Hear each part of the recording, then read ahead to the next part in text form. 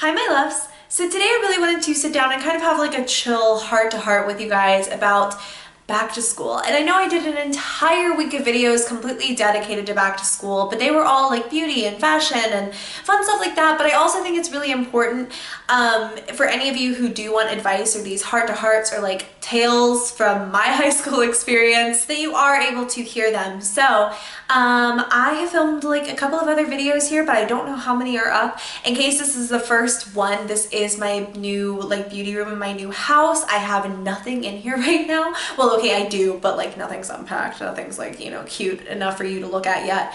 So yeah, I wanted to just kind of go through a list. You guys gave me a lot of topics on Instagram that you wanted me to talk about in terms of like back to school advice and just tell you my stories and stuff. A huge topic was friends and keeping friends and finding fun things to do with your friends.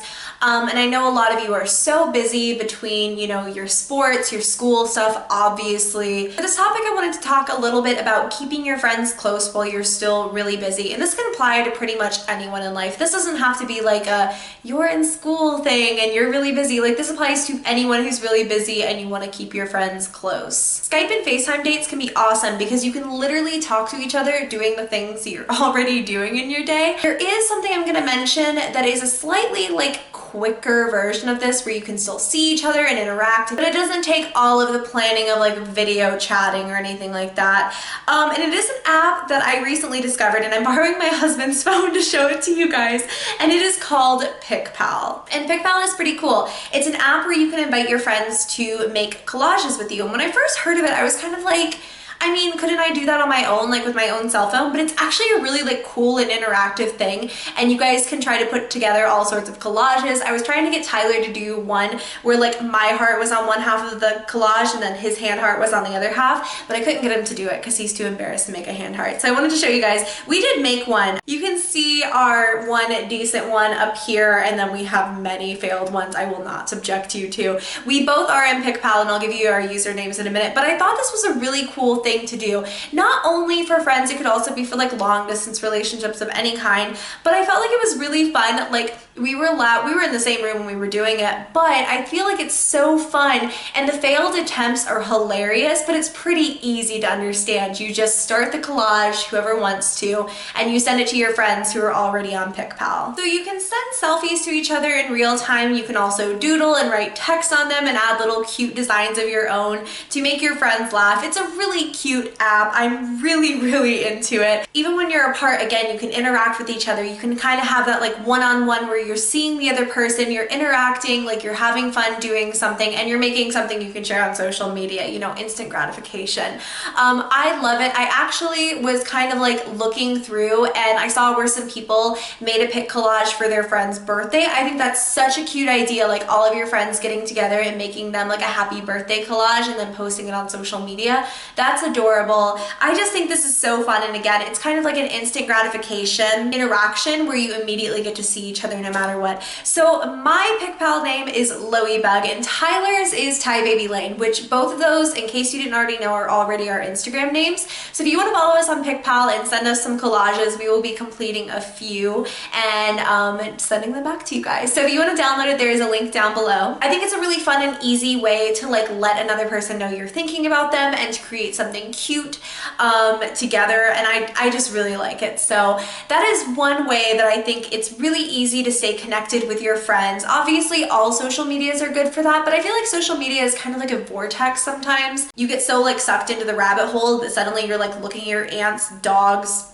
vacation photos or something, and you're like, why was I here again? So again, something like that, like the PicPal app where it's really one-on-one, kind of keeps you focused, like lets the other person know you're thinking about them.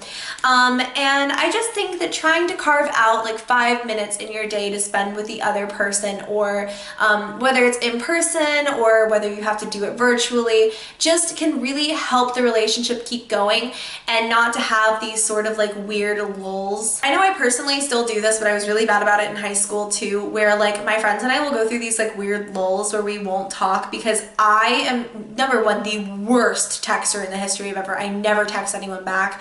It's because like I told my friend, who was I telling this to the other day? I think I was telling Samantha Riley the other day that I reply to text messages in my head. Like I think out what I'm gonna say and then I never type it because like I think it out in my head and it's like, okay, well that's done. Like I've obviously like already responded, but I clearly have not. When you keep in contact even like minimally, on a daily or like a bi-weekly basis, it can kind of help to keep that like awkward like silence at bay. So many of you have asked me about boys and girls and relationships. I get it, okay? I get it. Boyfriend-girlfriend drama is hard. I would say your best bet with crushes, especially when you're in school and you're a little bit younger, is to try really hard not to overthink them. I know it can be so easy to obsess and to like get really focused on another person, but it's not healthy to do that, and it's really like kind of a negative mentality to get into where you're like thinking about that other person constantly. I'm not saying it's bad to think about that person or it's bad to have a crush. Like it's great to have crushes, and it's really good to know the kind of person that you like and to be able to explore those further.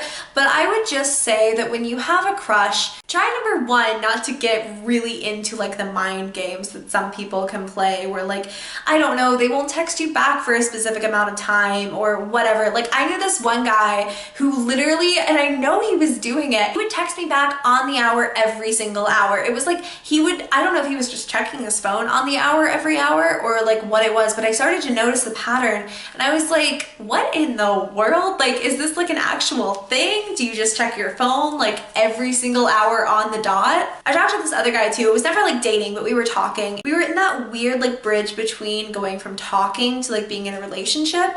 And I remember like right before it was about to get really serious, like we were going to go, like we'd hung out obviously, but we were gonna go on like an actual date. He completely blew me off and like never talked to me again, and like nothing happened, nothing changed. It was just that when things like started to get to that point, like he literally ran off. So I mean, like we went to the same school. I just kind of stopped talking to him because I assumed things were kind of whatever. And then 3 months later, he walked up to me like nothing happened and wanted to pick up where we left off. And I'm just like, those kinds of like mind games are the worst, and I just don't like people who play with other people. I just don't think it's a nice thing to do. So try your hardest not to get wrapped up in that. I like when people are upfront and honest about the way that they feel, and there's like no questions asked. There's never any sort of backstabbing or anything like that, which kind of leads me into my next thing, which was kind of the topic about losing friends and breaking up and just all sorts of relationships ending, and then we'll kind of get into sort of a segment of that, which is bullying. And I understand, I think that every girl in high school, I was reading the absolutely spectacular Amy Poehler's book, which is called Yes Please, and she talks about how even though she had a great group of friends, she went into this inevitable place where all of her friends hated her. She woke up one day and all of her friends hated her. Totally been there multiple times, although I was kind of a brat occasionally and possibly deserved it. But I've definitely been there where like nothing changed. I didn't do anything. I woke up one day and my friends all hated me and they were all talking about me behind my back. I always made the mistake of trying to appease my friends or appease the person in the relationship, like whether it was like a boyfriend-girlfriend kind of thing or whether it was like just my friends.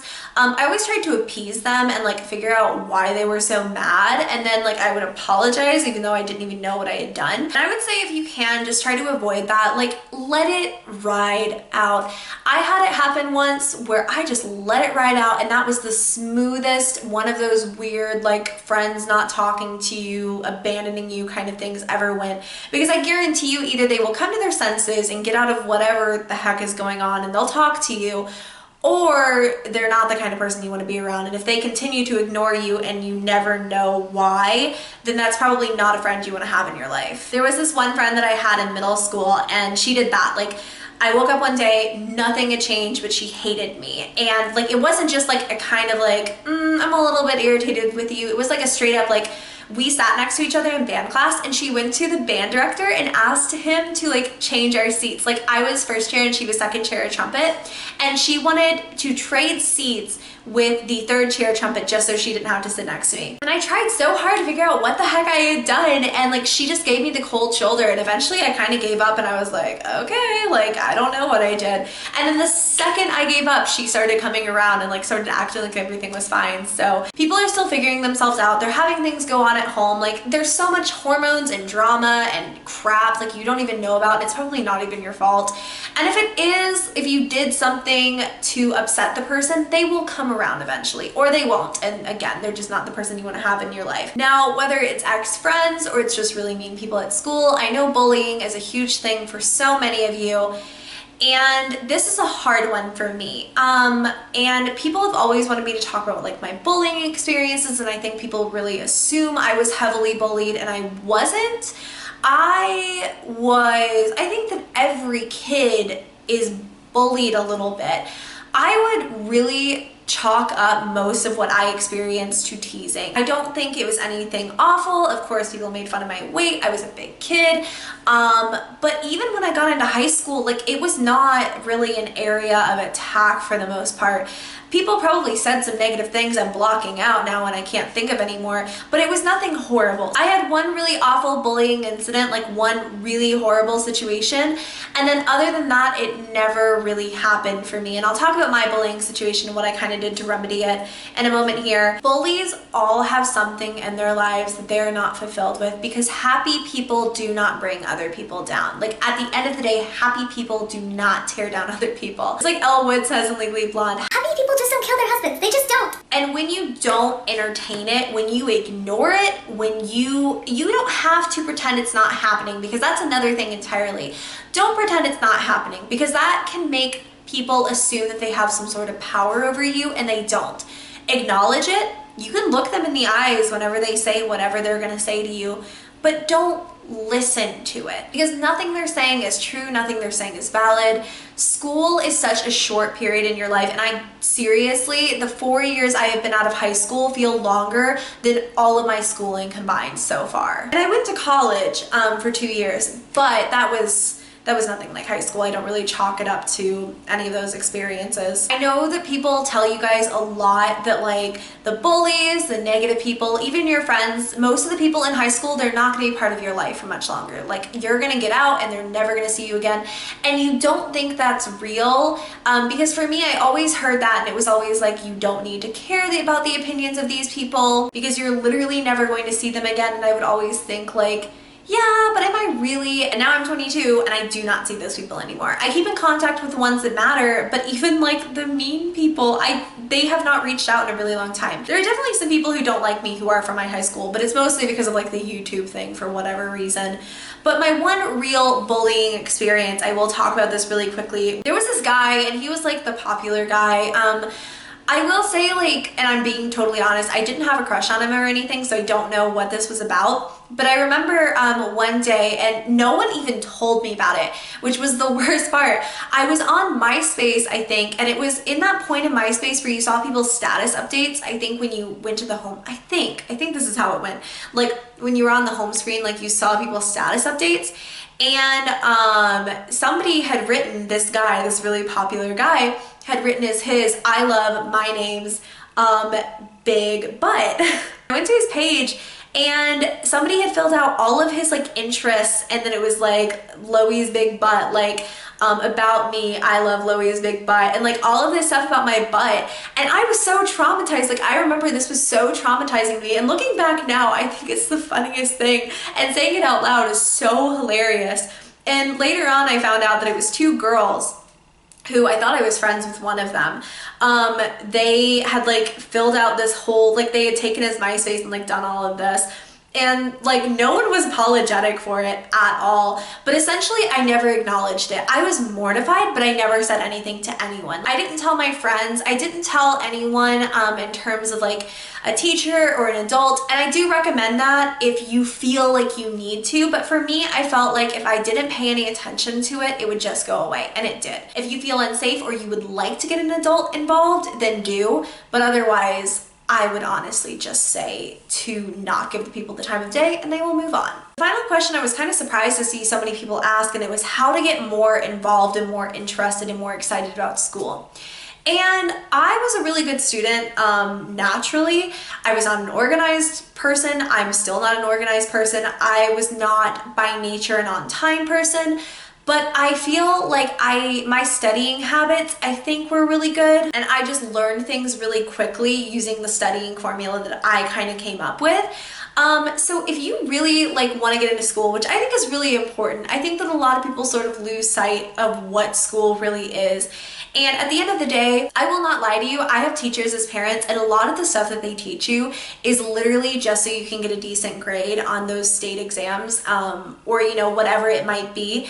You will never use that stuff again. But at the same time, school is important because you learn how to learn. Do I need to know the Pythagorean theorem anymore? Usually no. But at the same time, the way that I learned that formula was through a song, and that has kind of taught me that repetition for me and taking things and putting them into a song or a rhyme or something really helps me to learn. And that has helped me a lot in my adult life. A lot of the things that you learn, no, they're not necessarily going to help you in life, but the way that you learn them and the fact that you can learn, and slowly but surely you are starting to figure out how to study, how to write papers, which has been really important in my life, grammar, spelling, they do come into play, and they are important things to know. So if you want to be more involved in school, if you want to be more interested, if you don't want to be so bored with it, try your hardest to pay attention in class. I know that sometimes it can get really boring, but just try to pay attention to the best of your ability.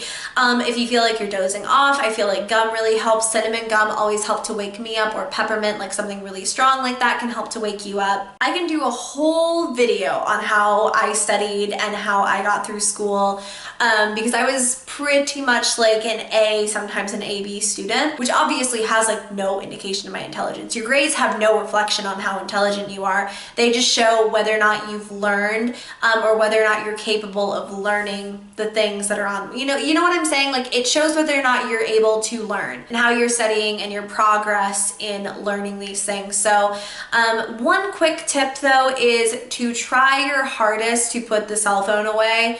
I was really bad about this. I always had on my cell phone and I was checking it constantly when I studied. Make sure you put it away and tell yourself you cannot get it for 45 minutes, and it gives you something to work towards. When you stop checking it, it can really help you to focus on the thing you're actually studying. And I'm assuming this isn't homework. Don't take out your phone in school at all. That's just a bad idea. When you put away the cell phone, you're putting away a major distraction. Tell yourself you can look at it again in 45 minutes and you can post a selfie or, watch an episode of Hulu or something.